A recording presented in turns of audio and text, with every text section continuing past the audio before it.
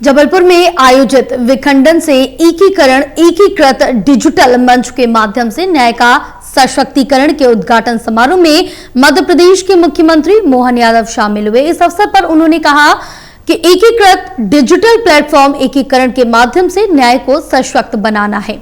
न्याय में जब हम विक्रमादित्य की बात करते हैं तो अपने आप न्याय की शुद्धता का पैमाना हम अपने आप से गर्व से कह सकते हैं। और विक्रमादित्य के बारे में ऐसा कहा जाता है कि उनके पिता के शासनकाल के जाने के बाद उन्होंने जब सब जगह में सुशासन की व्यवस्था की तब विक्रमादित्य के नवरत्नों में बेटा का भी जिक्र आता है और बेताल को अपने न्याय प्रक्रिया के लिए अपने साथ जोड़ा। बेताल की मूल कहानी बेताल 25 है और उनकी कहानियों में से हमको संदेश भी मिलता है कि कोई भी तंत्र अगर हमारी मदद करता है तो हमें उसके दक्ष होना चाहिए, हम उसके हकदार होना चाहिए।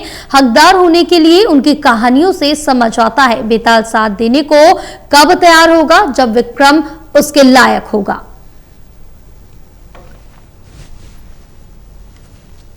बेताल के बारे में ऐसा कहा जाता है कि बेताल स्वयं अपने आप में, वैसे तो वो मध्य प्रदेश के संबंध में बात करते हैं, लेकिन न्याय में जैसे ही विक्रमादित्य की बात करते हैं तो अपने आप न्याय की शुद्धता का पैमाना हम अपने आप से गर्व से कह सकते हैं। और विक्रमादित्य के बारे में ऐसा माना जाता है कि उनके पिता के शासनकाल के जाने के बाद, उस समय के शकों को परास्त करने के बाद उनने जब सब व्यवस्थाओं में सुशासन की स्थापना की तो विक्रमादित्य के नवरत्नों में बेताल का भी स्थान आता है। और बेताल उनने न्याय परंपरा के लिए अपने साथ में जोड़ना पसंद किया है। और बेताल की कहानी भी हमको मालूम है, चंदा मामा तो कई सौ कर देती है, अलग बात है, लेकिन मूलतः बेताल की कहानी 25 ही है। बेताल 25 और उनकी कई कहानियों में से कई चीजों का ये हमको संदेश भी मिलता है कि कोई भी तंत्र हमको मदद करता है तो हम उसके दक्ष होना चाहिए, हम उसके हकदार होना चाहिए। इस नाते से हकदार होने के लिए वो उनकी कहानियों से हमको समझ में आता है कि बेताल साथ देने के लिए कब तैयार होगा, जब विक्रम उसके लायक होना चाहिए। एक कहानी का छोटा सा दृष्टांत जरूर मैं सुनाना चाहूंगा कि विक्रमादित्य से जब बेताल कहता मैं तेरे साथ देने को तैयार हूं, चल मेरे एक प्रश्न का भी उत्तर दे। उन्हें बताओ क्या है। बोले एक राजकुमारी थी, वो राजकुमारी किसी कारण से जंगल में शिकार करने गई थी और उसका देहांत हो गया। देहांत होने में घटनाक्रम ऐसा घटता कि उसका दाह संस्कार वहीं करना पड़ गया।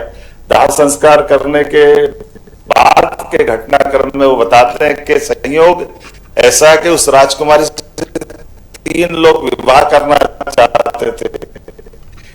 एक उसका अपना जो राजकुमार जो जिससे उसके संबंध होते थे भविष्य में वो विवाह करने की संभावना थी, एक उससे वो विवाह करना चाहता था। 2 और लोग थे, एक जमींदार था वो उससे विवाह करना चाहता था, एक और कोई उसका प्रेमी था जो उससे विवाह करना चाहता था।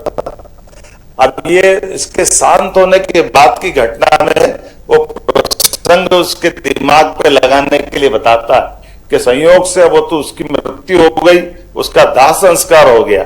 ऐसे में बाद के क्रम में एक व्यक्ति आता है जो उसकी राख से उठा करके अपने पास ताबीज बना करके अपने गले में लगा लेता है। दूसरा बताता है कि वो उसने अपने वहां से उसकी अस्थि वगैरह विसर्जन करने के लिए अपनी उस भावना के बलबूते पर कि मैंने भावनात्मक रूप से इसको पत्नी माना